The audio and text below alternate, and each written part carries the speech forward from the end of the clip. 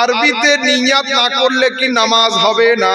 প্রশ্নটা একটু ঘুরিয়ে দেওয়া হয়েছে, এখানে লেখা উচিত ছিল আরবিতে নিয়াত করাটা কেমন। আরবিতে নিয়াত না করলে নামাজ হবে না এমন ফতোয়া দুনিয়ার কেউ আলেম দেয় না।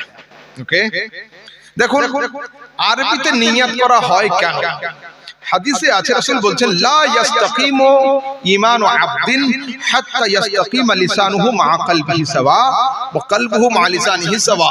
সেই লোকটা প্রকৃত মুসলমান হয় না যার মুখ আর মন, যার মন আর মুখ দুটো এক না হয়। আমাদের সমাজে দেখুন এই ক্যাটাগরির লোক বেশি থাকে, তাই না? বলুন, ও করবে আরেক জিনিস, যুক্তি দেবে কিন্তু আপনাকে আলাদা, আমি 2 লাখ টাকা লস খেয়েছি, ও যেন লস খায়, এই যুক্তি দেওয়ার লোক। তো রাসূল বলছেন যখন মসজিদের জন্য আসবে, বাড়ি থেকে নিয়াত তো থাকলোই যে আমি আজকের জোহরের নামাজ আদায় করতে যাচ্ছি, এটা আন্তরিক নিয়াত। মুসাল্লায় দাঁড়িয়ে মুখ দিয়ে মনের কথাটা আরবিতে উচ্চারণ করে নাও, তাহলে তোমার মুখ আর মন দুটো ইকুয়াল হয়ে যাক, এক হয়ে যাক, বরাবর হয়ে যাক, তারপরে আল্লাহু আকবার বলে নামাজ শুরু করে দাও। এটা মুস্তাহাব একটা আমল, খুব ভালো আমল। এর দ্বারাতে আরবির চর্চাও থাকে এবং এর দ্বারাতে অনেক উপকার হয়। পীর মানা কি ফরজ না মানলে কি হবে? যে না, পীর মানা ফরজ নয়, ওয়াজিব নয়, সুন্নাত নয়, বর্তমান সময়ে মুস্তাহাব একটা আমল। এ সম্পর্কে একটু আগে আলোচনা করলাম, ঠিক আছে? চলুন,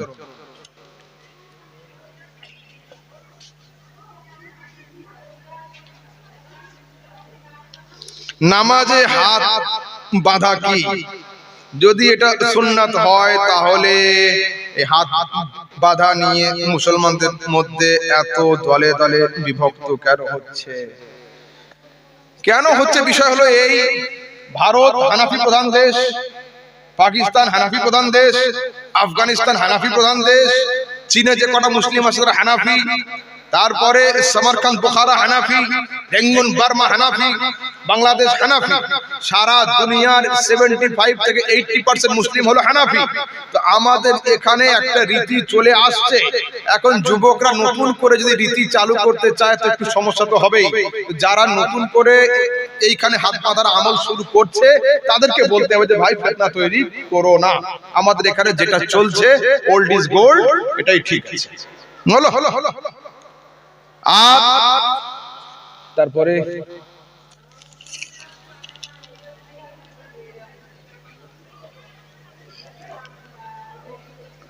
নামাজের শেষে সবাই মিলে হাত তুলে মোনাজাত করা যাবে কিনা? কেউ কেউ জামাত না পেয়ে একাই নামাজ পড়ে, তাও কি জোরে জোরে মোনাজাত করা যাবে? আমি খালি ভাবি এই দোয়া, দরুদ, সালাম আর কিয়াম, এই সময় নামাজ এত দুর্বল হয়ে যায় কেন? হিন্দুদের কীর্তনে কিন্তু ওই সময় কোনো কমপ্লেন আসে না, এ ভাই নামাজ পড়ছো তোমরা এই সময় কেন হরে কৃষ্ণ হরে কৃষ্ণ করছো, এই কথা কেউ বলে না। কিন্তু ইয়া নবী সালাম আলাইকুম বলে মুসলিমের তো আপত্তি, নামাজ ভুলে যাবে, নামাজ ভুলে যাবে কেন? প্রকৃত নামাজ হবে সেটা যে পাশে বম বিস্ফোরণ হবে ওর খেয়াল থাকবে না, নামাজ হবে সেটা ভূমিকম্প হয়ে মাটি নড়বে কিন্তু ও নড়বে না, এরই নাম নামাজ। তো নামাজের দোয়া লাউড স্পিকারে হয় না, ইমাম সাহেব একাই বলে আল্লাহুম্মা আনতাস সালাম ওয়া মিনকাস সালাম ওয়া ইলাইকা ইয়ারজিউস সালাম, সবাই একটু বলে আমিন। এতে নামাজ খারাপ হওয়ার কথা নয়। এইবার দেখুন, যদি 4 রাকাত নামাজ হয়, একটা ছেলে 2 রাকাত পায়নি, 2 রাকাত পেয়েছে, তো আমাদের নামাজের সালাম ফিরিয়ে হাত গুনতে 2 রাকাত হয়েই যায়, মোটামুটি হয়েই যায়। আর তারপর ইমাম সাহেব একটু খেয়াল করে নিবে, যদি দেখে যে হ্যাঁ নিচের একটা লাইন পুরা দাঁড়িয়ে আছে, নামাজ পড়ছে, নিচের তাসবিহটা বাড়িয়ে দিবে, একটু ডিলে করে দিবে, এতে কোনো অসুবিধা নেই। কিন্তু আসলে আপত্তি এই জায়গায় তো নয়, এই কাজের ডাক্তার আমি, ব্যাধি এটা নয়। ব্যাধি হলো 2 হাত তুলে দোয়া করলে মহাভারত অশুদ্ধ হয়ে যাবে, হাদিস কোরআনে নেই, এটাই হচ্ছে আপত্তি। কোরআন শরীফ 30 নম্বর পারা, সূরা আলাম নাশরাহ আছে না, আলাম নাশরাহ শেষ আয়াত, ফাইদা ফারাগতা ফানসাব ওয়া ইলা রাব্বিকা ফারগাব। এই আয়াতের ব্যাখ্যাতে হযরত আব্দুল্লাহ ইবনে মাসউদ লিখছেন, আন আব্দুল্লাহ ইবনে মাসউদ قال ফাইদা ফারাগতা ফানসাব, আই ফাইদা ফারাগতা মিনাস সালাতি ফানসাব ইলা দুআ, যখন নামাজ শেষ করবে তখন দোয়াতে মন দিয়ে দাও। সরাসরি সিহাহ তিরমিজি হাদিসে আছে আন আবি উমামা আল বাহিলি قال রাসূলকে জিজ্ঞাসা হলো ইয়া রাসূলুল্লাহ আইয়ু দুআই আসমা, কোন সময়ের দোয়া আল্লাহ বেশি কবুল করেন? قال জাওফাল লাইলিল আখির ওয়া দুবুর আস-সালাওয়াতিল মাকতুবাত, রাসূল নিজে সাক্ষী দিয়েছেন গভীর রাতের ঘোর অন্ধকারে তাহাজ্জুদের নামাজের পরের গোপন দোয়া আল্লাহ বেশি কবুল করেন, আর প্রত্যেক ফরজ নামাজের পরের দোয়া আল্লাহ বেশি কবুল করে থাকেন। সরাসরি সিহাহ হাদিস। চলো সামনে আসছে তারাবি, শুরু হবে 8:20 8:20 8:20। হ্যাঁ, বিতরের নামাজ কত? বিতরের নামাজ কত রাকাত? 3। ওরা পড়বে 1। হলো? আচ্ছা বলুন তো, যদি কিয়ামতের দিনে আল্লাহ বলেন 8 রাকাত তারাবি ঠিক ছিল, আমরা কি করব? হাসব, রিল্যাক্স করব। আর ফেরেশতাদের বলবো 8 রাকাত তারাবির খাতায় লিখে দাও, বাকি 12 রাকাত নফলের খাতায় লিখে দাও। হলো? সমস্যা নেই আমাদের।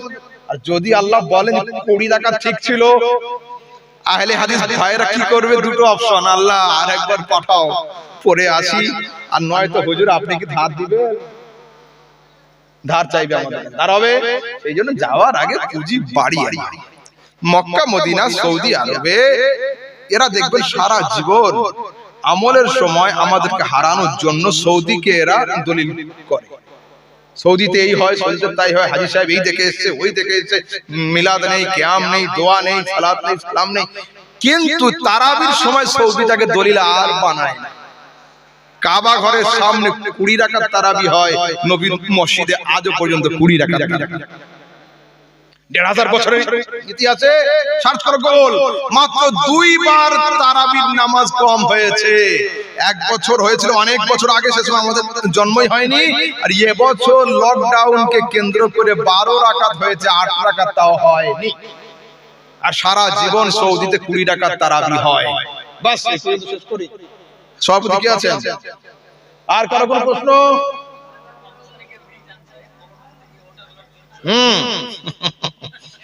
দেখুন না, ঠিক আছে, মসজিদ, মাদ্রাসা, কবরস্থান, এই 3টা জায়গা মোস্ট রেসপেক্টেড, এবং সেখানে গিয়ে আমাদেরকে কেয়ারফুল থাকতে হবে। যেমন মসজিদের যদি কোনো কাজ হয় মেন ফাউন্ডেশনে, তো লেবার যারা কাজ করবে দয়া করে রিকোয়েস্ট করবেন তারা যেন হাফ প্যান্ট পরে কাজ না করে, মসজিদের উপরে উঠে নোংরা গালিগালাজ না করে।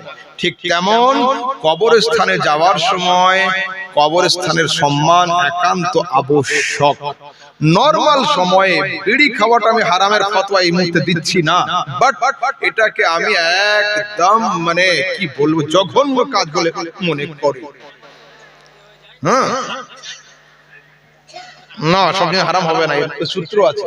নো, সূত্র আছে, a + b হোল স্কয়ার সূত্র একটাই হয়, ওটা গিয়ে a square + ab + b square, সেটা গিয়ে c স্কয়ার হবে না, ওটা নিয়ম। তো আমার কথা হলো এই, নবী সাল্লাল্লাহু আলাইহি সাল্লামের সংস্পর্শে এসে যে আরব পানি বাদে মদ পান করত, সেই আরব যদি মদ ত্যাগ করতে পারে, আজ আমরা আলেম হয়ে গুল, পান, তিরঙ্গা, বিড়ি এই 4টে জিনিস থেকে কি সরতে পারি না? খুব আফসোস হয়। সাধারণ আলেমরা পর্যন্ত স্টেজ যাওয়ার আগে বলছে যে তোরে একটু মুডটা ফ্রেশ করি, একটা দে তোরে। এর ওয়াজ আমি কি শুনি? সত্যি বলছি, এটা আমার পছন্দ নয়। আমি জানি না আপনারা কেউ অহংকার মনে করেন না করেন, আমি জলসায় যাওয়ার আগে বলে নি যে আমন্ত্রিত বক্তার ঘরে আমাকে বসাবে না, আমাকে আলাদা রাখবে। কেন?